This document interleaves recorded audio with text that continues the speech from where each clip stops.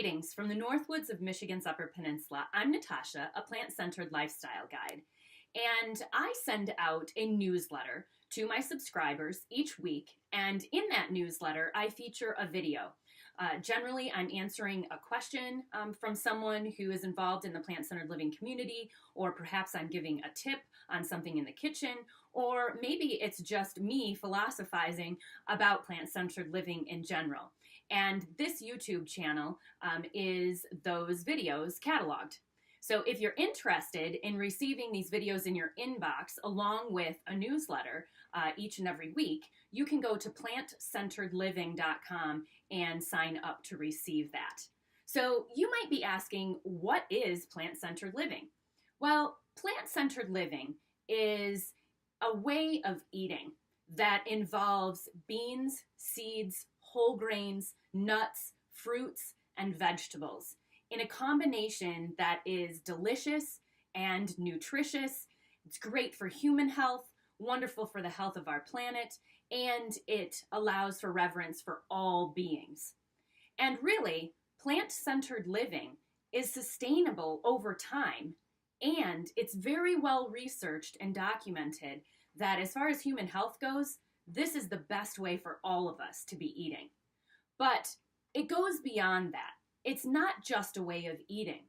Plant-centered living is a way of being. It becomes part of who you are.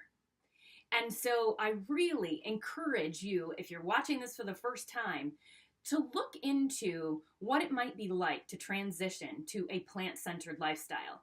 And really, that's what this YouTube channel is all about. Each week, I bring you the inside scoop on living a plant-centered lifestyle.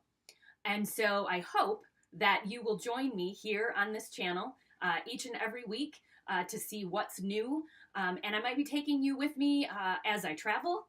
You might be with me in my kitchen. I also do a lot of activities outdoors. I may take you along on those activities.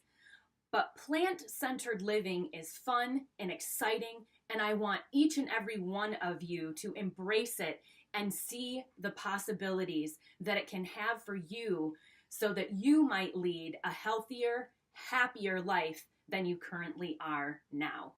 And before I let you go, let's talk just a little bit more about plant-centered living as a lifestyle, not just a way of eating. I've put together a framework to better understand the plant-centered lifestyle, and it involves 5 pillars of plant-centered living. 1, of course, is eat plant-centered food.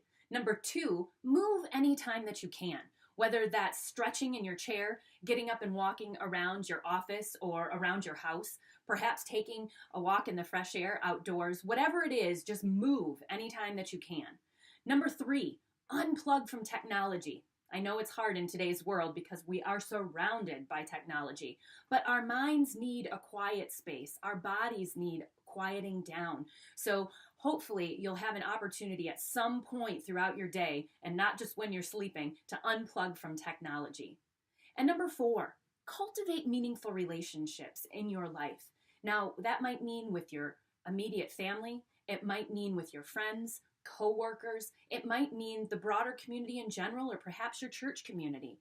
But cultivate meaningful relationships because they keep us grounded, they keep us centered, and they help connect us to something bigger than ourselves.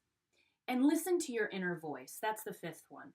Because our inner voices, oftentimes, we ignore them, and we really shouldn't, because they have our best interest at heart. And so listen to that inner voice that's telling you to embrace plant-centered living, even though sometimes it may be difficult, especially when you're going through that transition in the first place. So again, the pillars of plant-centered living: eat plant-centered food, move anytime you can, unplug from technology when possible, cultivate meaningful relationships, and listen to that inner voice that you have. Now, as you're making the transition to a plant-centered lifestyle, it's important to keep in mind the 3 things that I talk about in the Plant-Centered Living Pledge. And that is, be knowledgeable. Really understand the science behind it, the thought behind it. because plant-centered living is something that is a bit outside of the mainstream right now, and not everybody understands it. So the more knowledgeable you are about your decisions, the better off you're going to be as you make the transition. And two, the second thing in the plant-centered living pledge is to be confident. Embrace your new lifestyle and know that it's the right thing to be doing. So when people might give you some flack about it, that you feel okay with being able to come back with a knowledgeable response. And the third is be patient.